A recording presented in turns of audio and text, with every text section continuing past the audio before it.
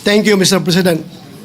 Mr. President, today I rise on a matter of personal and collective privilege. Last March 11, 2025, former President Rodrigo Duterte was allegedly kidnapped by International Criminal Police Organization, Interpol, with indispensable cooperation from our authorities.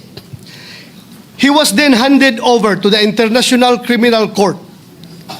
Counting from today, it has been more than 6 months since that fateful day. Halos 7 buwan na po mula noong araw na sa pilitang kinuha sa atin o kusang sinuko ng kasalukuyang administrasyon ang presidenteng mahal ng napakaraming Pilipino.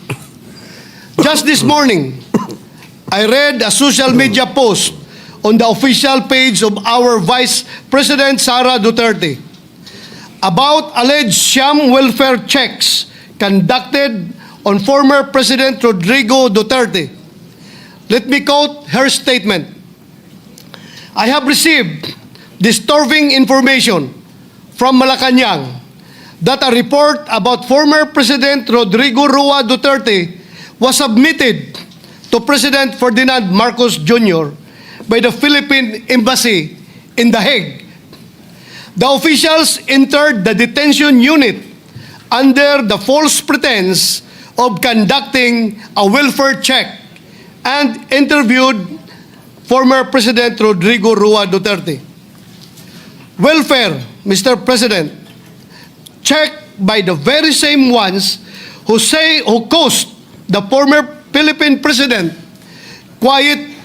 possibly the most well-loved Philippine President, to suffer in foreign jurisdiction.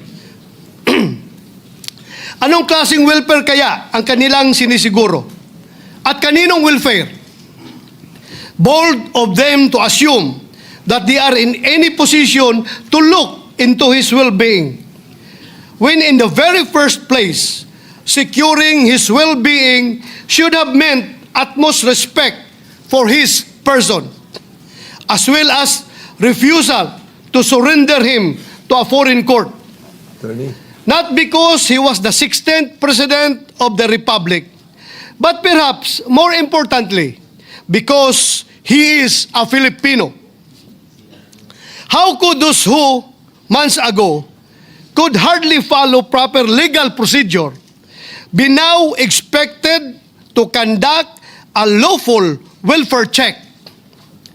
At sa tingin niyo ba, Mr. President, komportable si former President Duterte na kasama ang mga opisyal na ito? Sila na bahagi ng administrasyon na dumakip sa kanya. Hindi ba in layman's terms, kung na-high blood ka sa isang tao, mas gusto mo na lang siyang iwasan? At kung makita mo siyang muli at magtatanong pa siya sa iyo ng kung ano-ano mga tanong tungkol sa iyong welfare, ay tiyak na maha-high blood ka lang ulit. Isn't it safe to assume that their presence merely reminded President Duterte of the grievous injustice he was made to face on that fateful day in March this year? Gugustuhin ba ng isang tao na tumanggap ng dalaw mula sa mga nilalang na maaaring maging sanhi ng pagkulo ng kanyang dugo? Welfare check ba ito o operasyon para mapaikli ang buhay ng dating Pangulo? Kaninong welfare ba ang gusto nila niyong mapabuti? Baka ang mainam ay bulahin niyo na lang ang inyong mga sarili. Huwag niyo nang sayangin ang buwis ng taong bayan sa inyong kasinungalingan. Huwag niyo nang idamay ang dating Pangulo sa pagpapalapad niyo ng papel. Sabi nga ng mga inspirational post sa social media, you cannot heal the same environment that hurt you. You cannot heal the company of those who merely stood and watched while you were harmed. Ang tingin ba ng administrasyon na ito ay hindi kayang alagaan ng kanyang pamilya si former President Duterte? More to the point, what was the interview for? Paano kaya nila pakikinabangan at gagamitin ang findings nila tungkol sa welfare niya? Para saan? Sa pilitan nyo na ngang ipinadampot sa mga dayuhan, pupuntahan nyo pa sa kulungan nang wala man lang abiso sa pamilya. Isn't that adding insult to injury? Can't you, just for a while, cut the old man some slack? Mamahinga naman kayo mula sa pagdaragdag ng sama ng loob kay Tatay Digong. With all due respect to our Philippine Embassy in The Hague, I, along with so many of our fellow Filipinos, ask for answers.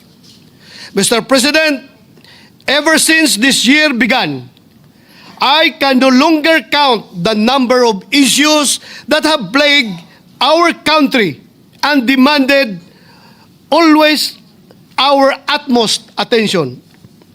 Often our deepest outrage, I believe, I need not enumerate them anymore. And just last week, Mr. President, we began our 100-day countdown to Christmas. Therefore, I would not take it against the ordinary Filipino if they happen to forget what happened on March 11, 2025. But I haven't forgotten. If PRRD to some, Tatay Digong to so many of us, and Mayor Rudy for me, is a man whose destiny clearly, unequivocally preceded him. Para sa isang mayor na nagdadrive ng taxi upang ikutin ang kanyang syudad at siguraduhing maayos at payapa ito, lalo na sa gabi. A man who faced the city's problems head-on rather than shy away from them or let his officials take the blows. With a man like that, the presidency was therefore practically a done deal. No one else, I repeat, no one else in our lifetime had or will ever have the presidency cut out for him. None except Rodrigo Duterte.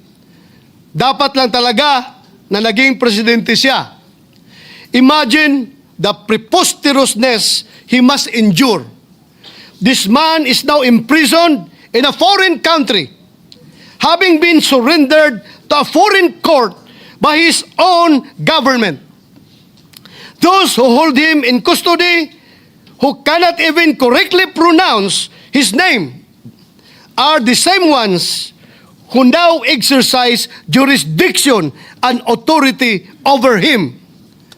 Now being welfare checked by the officials of this administration who help ensure his imprisonment under those of a foreign tongue.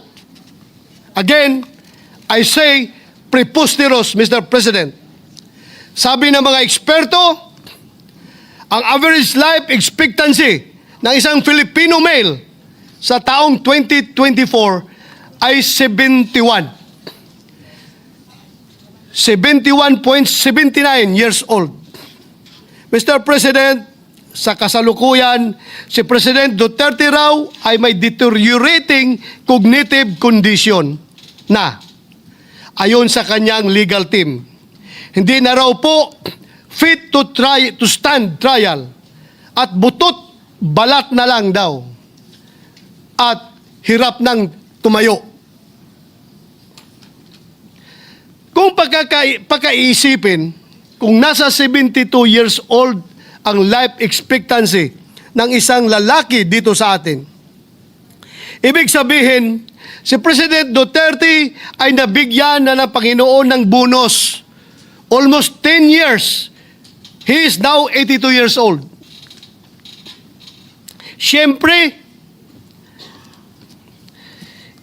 Pinagpapasalamat natin yan. And yet,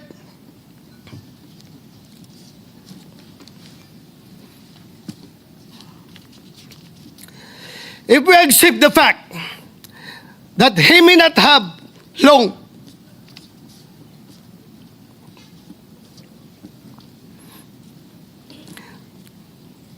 I hope with all my heart that he leaves this world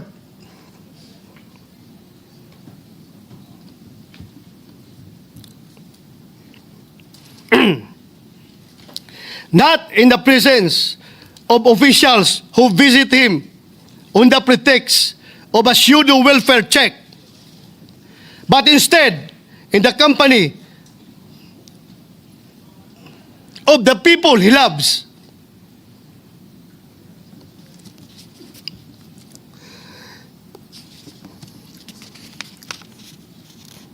And who truly care for him. Since none of us here can even hope to match his patriotism, let us at least strive to be half as nation-loving as he was, as he still most certainly is. Kung gusto po natin magpakita ng malasakit sa ating dating Pangulong Duterte. Kung talagang gusto po natin masiguro na lagi siyang nasa mabuting kalagayan, ang nakikita ko pong isa sa mga solusyon ay masuportahan ng bulwagang ito ang kanyang interim release. Or more conservatively, let us at least take up proposed Senate Resolution number 18 or resolution expressing the sense of the Senate strongly urging the Philippine government to advocate before the International Criminal Court for the interim release of former President Rodrigo Rua Duterte in a form of house arrest arrangement in a residence in The Hague, the Netherlands. Hindi naman siguro kalabisan ang hiling na yan. Sa tingin ko ay hindi naman sobra. Lalo na't magpapasko na. I therefore urge this august body for proposed Senate Resolution number 18 to finally be included in our agenda. I am asking this not just as a senator, but as a Filipino who believes that one of the best, most patriotic among us who ever lived does not deserve to spend his remaining years in a foreign prison that does not even speak his language, much less feel like home. In the end, perhaps, this is the least that we can do in the name of all that he has done for this nation. Maraming salamat, Mr. President. Majority Leader. Interpellation ba sa'yo? Si magmamanifest nito si Senator Bong. I can recognize you after. Yes. There are our colleagues, some of our colleagues want to interpolate our distinguished colleague, Senator Bato Lumuha, but there are several other colleagues who also want to stand up to give a similar manifestation, Mr. President. May we recognize Senator Bongo, Mr. President. Senator Bongo is recognized.